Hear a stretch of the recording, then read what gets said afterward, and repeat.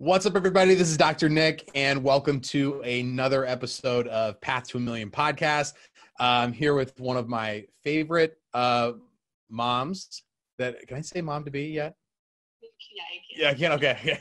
So one of my favorite mom to be's. The reason I say she's one of my favorite mom to be's because she's the only person that I know that is always a mom to be. It seems like. So,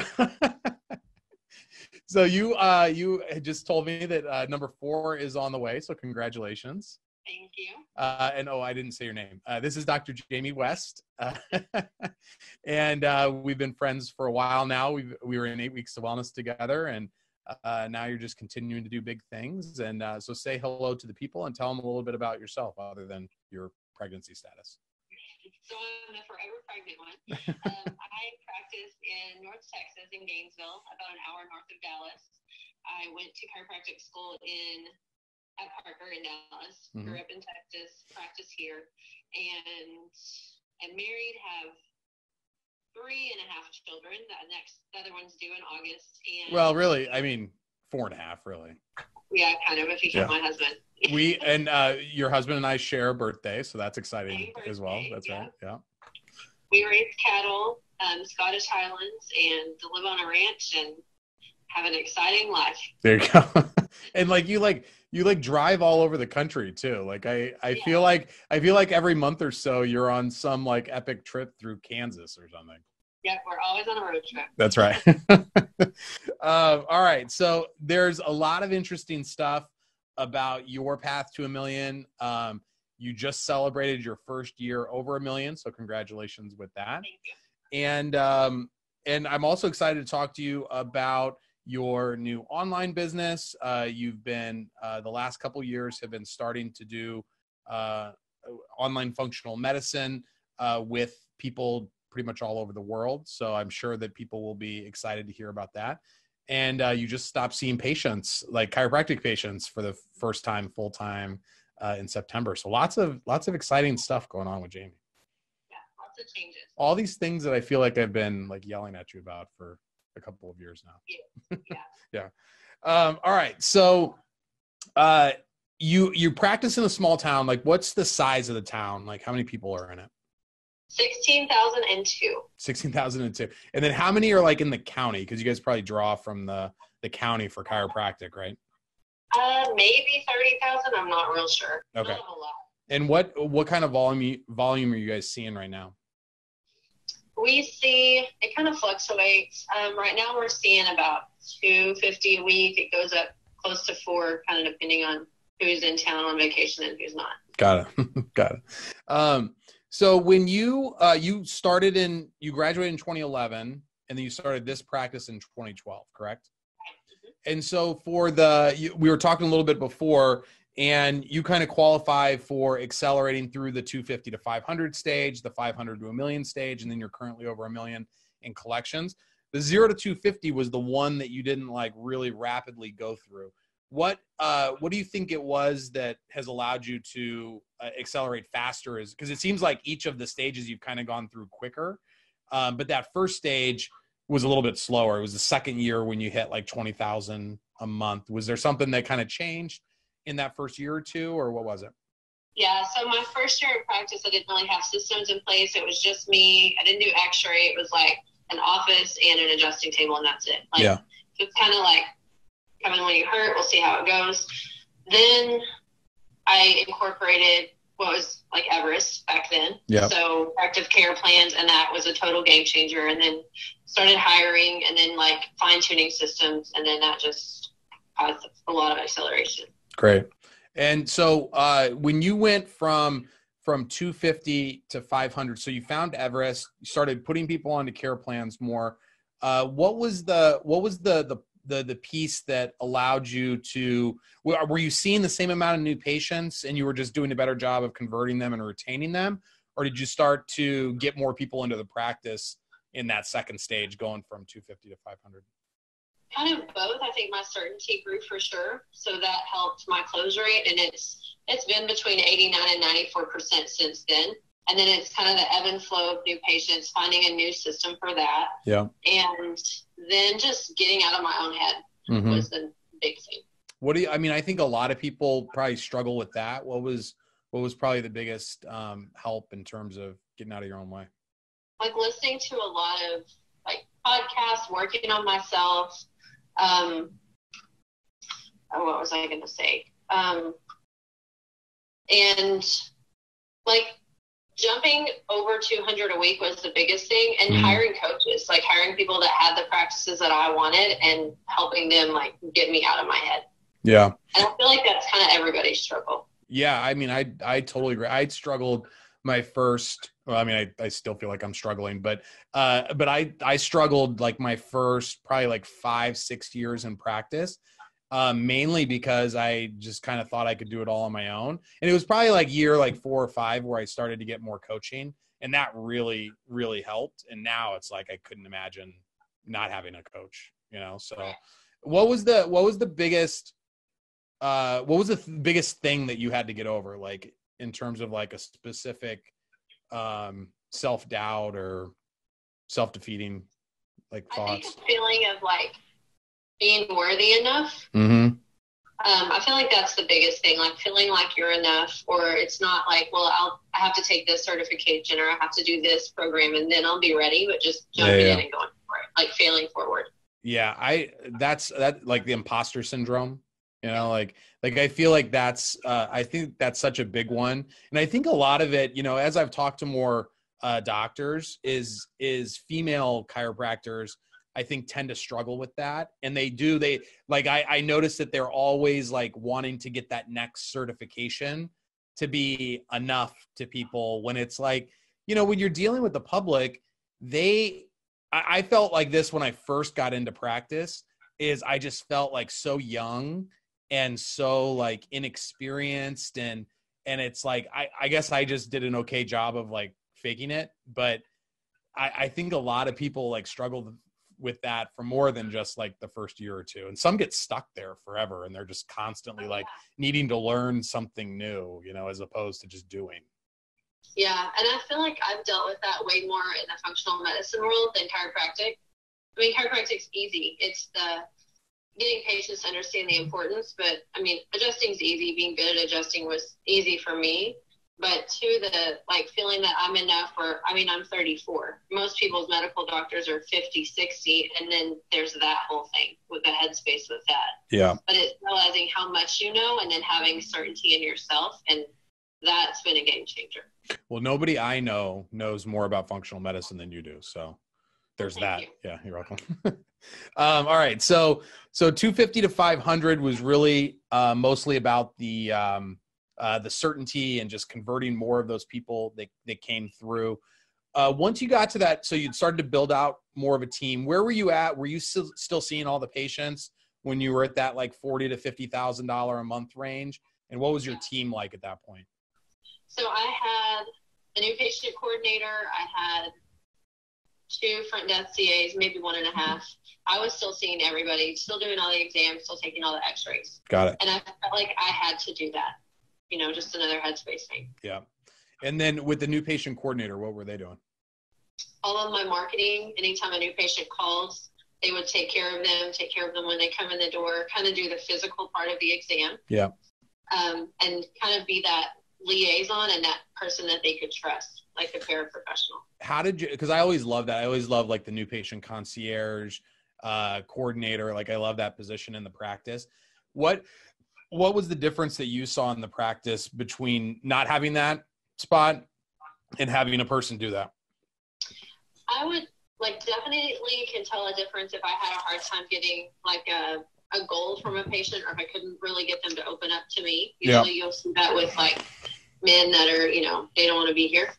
And I could say, okay, you know, these are the things that we hit on, but I still feel like there's something else. She could pull that from them. Yeah. Or it seems like she always just reiterates everything that I just said. Yeah. And you know, there's been studies done where they trust that other person more than they trust the doctor. So that was good to just have that like second person to reiterate that. Did you feel like the patient felt like it was a more, I guess, like, I don't know, like a VIP experience by having that like person that was like with them the whole time? And I've just always like toyed with having that that position in the practice, and I've just never had the right situation for it. So I'm always fascinated whenever I find somebody that does.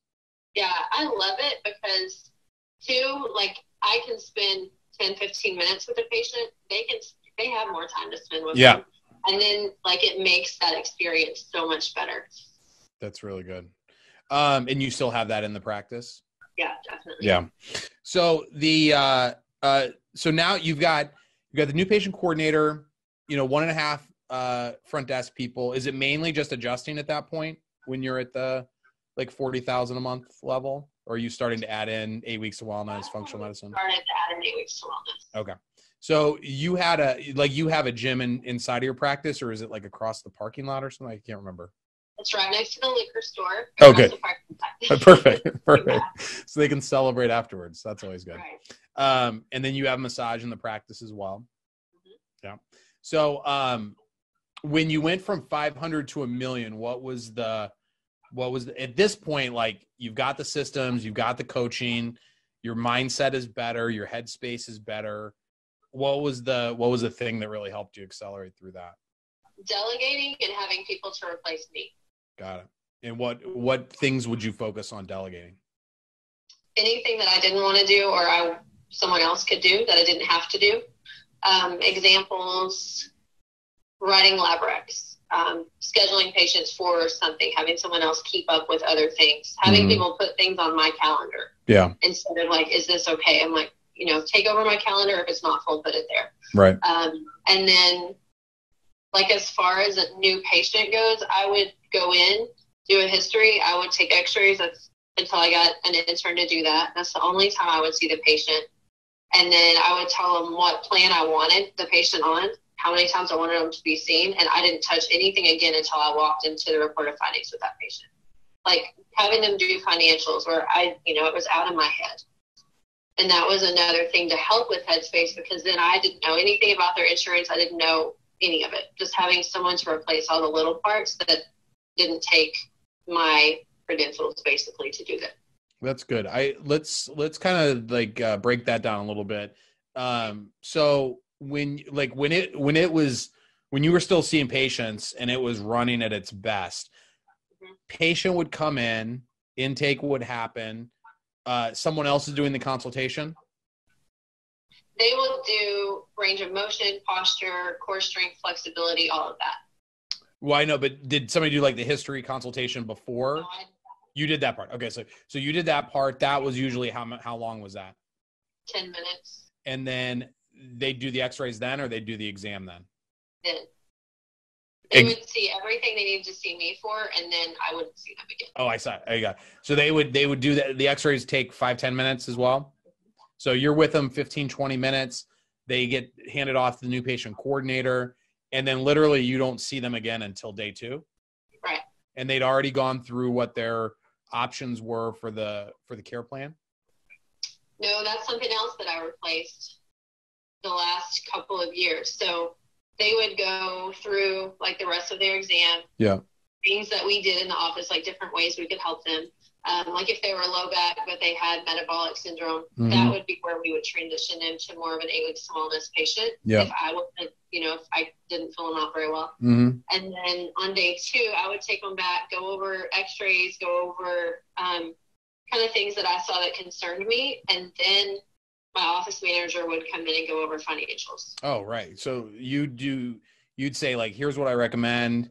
And then, Mary's going to come in and talk to you about how you can take care of it. And then they'd pick a plan. Mm-hmm. That's great. That's like the dream of every chiropractor, I feel like. So way better. It's like you just do the stuff that the doctor has to do and the rest. But it's like, in order for a staff member to be able to close somebody into a financial care plan, the value has to have been built for them. Right. Where do you feel like you do the best job of building that value? Because it's, in the consultation and x-ray, it's not is it really in the report of findings where all the magic happens, or is it in that consultation where you're like, gotta start with the consultation. They have to feel like they connect with you and that you're listening. I see probably 90% females, and the biggest thing that I hear is my doctor doesn't listen to me. So you have to mirror their postures. You have to make sure that you're looking them in the eye, you're repeating little tidbits that they say in their own words and writing it down. And then you take those. How does it make you feel? It's frustrating. It's, I feel like I've been hit by a train, different things that they would say and bring it up again in day 2. And then they're like, hey, she listened to what I said. Yeah. I think that's the biggest thing. I gotcha. I got it. And then how long's your report of findings usually? 10, 15 minutes max. Nice. Well, that seems pretty good. And with an 89 to 94% close rate, you can't argue with results. No. That's right.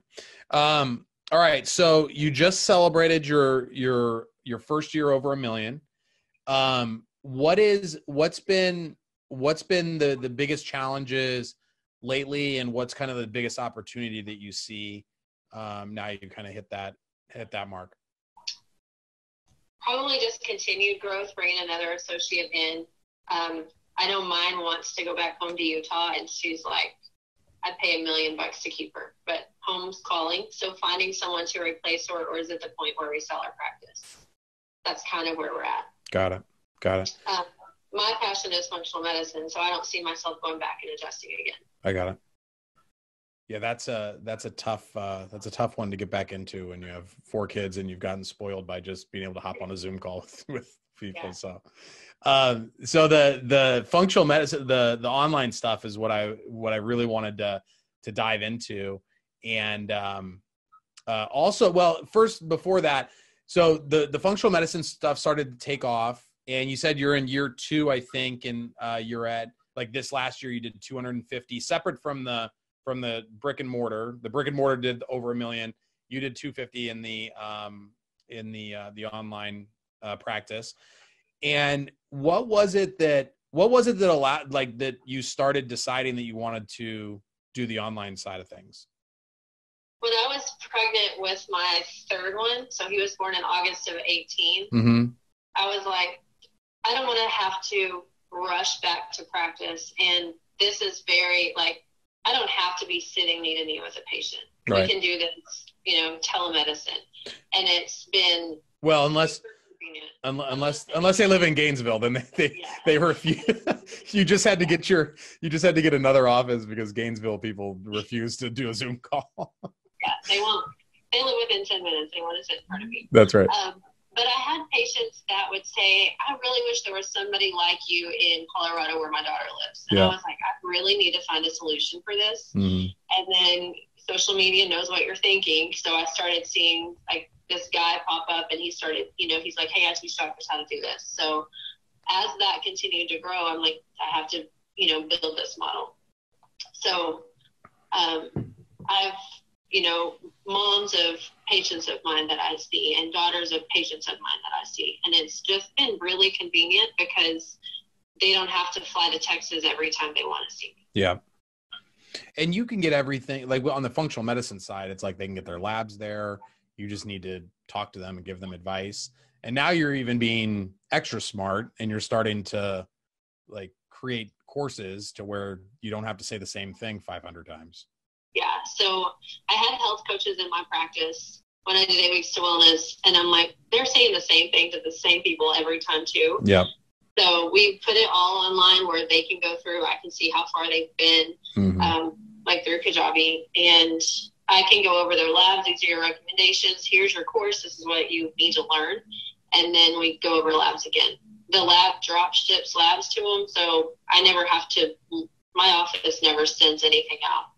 And then there's a company where I can basically write them, like, a prescription is what they call it, for supplements. And they can order all on one website, whatever company we need, and it's shipped to their house. Nice. So it's super simple. That's great. And, as a woman after my own heart, you've now decided to start teaching chiropractors how to do all the secrets as well, right? Yeah, and that came out of necessity too. So I had a couple of guys ask me, one that I have, like, utmost respect for, and I'm like, okay, I'll do it. So he's just finishing up the last of his, and then he has like 5 patients of his own already, I think. So that's awesome.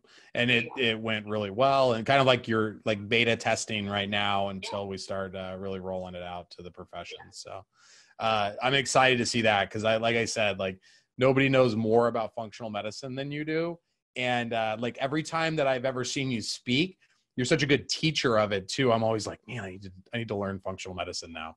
And then I wake up the next morning and I'm like, oh, never mind. That was a bad idea. Like I get caught up in the moment, you know? So the, on the online space, cause I think that it's such an opportunity for, you know, with chiropractic, it's like, you're going to have to physically put your hands on people. I think that's the thing I always say, or that I always think to myself, when they talk about like how robots are going to, you know, wipe out half of the jobs and blah, blah. I'm like, I feel like chiropractic, we're at least like kind of safe from the robots. So it's like the only problem, it's like, yes, you're safe from the robots, but you're only, the only problem is you physically have to be there to lay your hands on somebody. Yeah. With the telemedicine and the online stuff, it just seems like such an opportunity for people, you know, whether it's moms or just people that maybe don't want to practice full time or want to be a location independent. It's such a great opportunity. And I mean, where do you see this going to? Like, what's your kind of vision for the next 3 to 5 years on the online even stuff? Urgent care things are doing that now. Yeah. Like, you know, you don't feel good. Okay, we'll put a doctor on the phone. I mean, if people are just turning to alternative methods because they realize that these don't work anymore, and you just have to keep having more and more of them. But I see it like growing like crazy because just too, if you have a good doctor that you agree with them and they're kind of on the same page and they're not pushing drugs and you see your results from other people, it's just convenient. Like, especially like moms, if they live 10 minutes from me, they would rather hop on a Zoom call because their kids can be running around like crazy and they can be in their yoga pants drinking their coffee and talking to their doctor. I mean, there's such a need for it, and I just think it's just the beginning. Yeah, that's like our calls, like kids running around like crazy, and like this is the first conversation we've ever had without a screaming kid in the background. I think that was planned. You have to be in like this dark room though, like to hide from them. Yeah. It's like, Dax, take care of these kids for a second. So what are your, I also find like it interesting anytime people are, and I know that like the listener, like this is one of the biggest questions I get is like, how do I remove myself from practice? What was that process like for you? Was it just a necessity because you had your third kid, or was it a planned thing that you made strategic decisions around? Well, it was kind of forced. So after I had Creed, who's my third, I was like, I really don't want to go back into practice full time. And I did for 1 month, like after my associate left until I got the one I have now. Yeah. And I was like, you know, like numbers exploded because I was back in the office. And then I was like, I make a difference, but I don't feel like I make as much a difference in someone's life as I do helping them with functional medicine. Sure. And so that was in April of this last year. In June, I hired my current associate. September 4th, I adjusted a patient and had like pain shoot through my right wrist. And I kept going for a little bit, and I called the doctor that is going through my course with me right now. Mm-hmm. And he's like, that's 𝗿𝗄𝗏𝗡𝗏𝗡, and if you keep adjusting, that tendon sheet's going to burst. And I was like, well, here's my sign. It doesn't get any bigger than this. So right. I had sit cell done, and it helped a little bit. And I was like, this is working with me not being here, and it still bothers me from time to time. I'm just not going to do this anymore. Yeah. So that was my roadblock and forced me to go a different way, which I'm really glad it did. I tell, like, whenever people ask me about this and they're just like, but I can't, like the patients want to see me, blah, blah, blah, blah, blah. And I'm like, I always tell them that they should actually break their arm. But even if you didn't break your arm, you could just walk in with the cast and it would still get the same effect. I think that you, like, in your brain should know that you can't do it. Like, you can't saw the cast off. Like, you should really actually break your arm. So that's always my advice to people as they're wanting to get out of practice is just, if you can't physically, like, if you can't get yourself to do, like, I was excited to do it, you know, like I was easy to replace. So I was like, I was ready. I didn't need any excuse to stop seeing patients.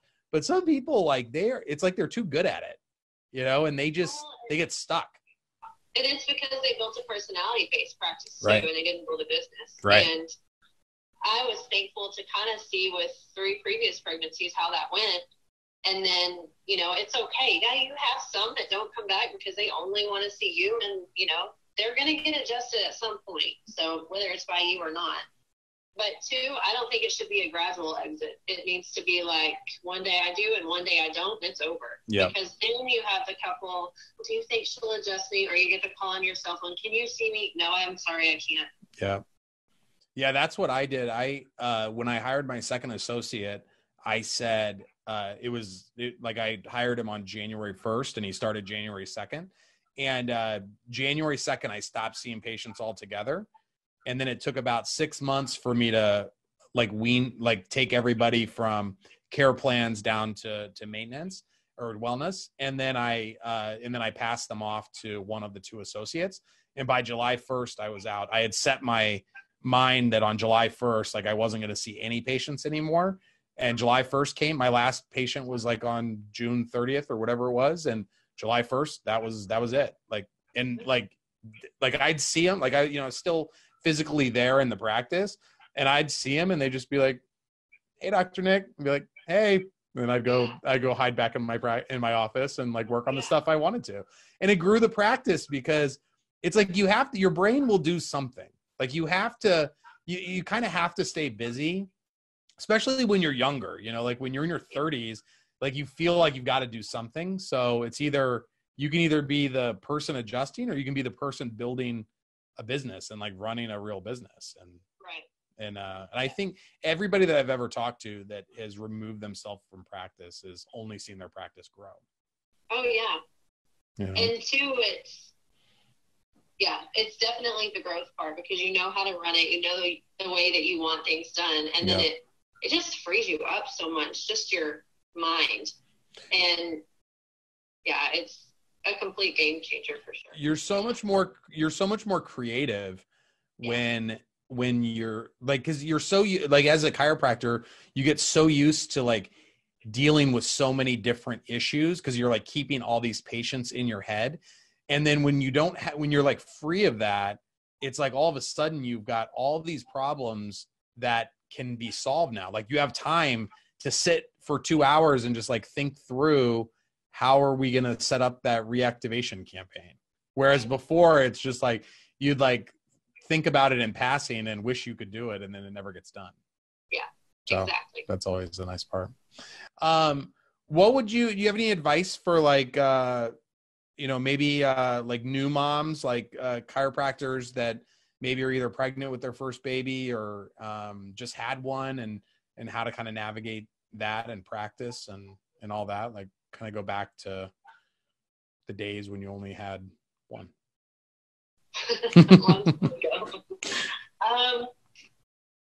Yeah, if you only have one, there's definitely a lot more freedom. But 2, I took her to work with me until she was 13 months old. Yeah. I came out one day and she had scissors in one hand and my insurance claim forms in the other, and I was like, okay, this is the last day of this. But definitely, like, it takes a village. Get a nanny, get your husband to help, get your mom or grandmother to help, because like 2, you have to have a little bit of that separation for business and mom.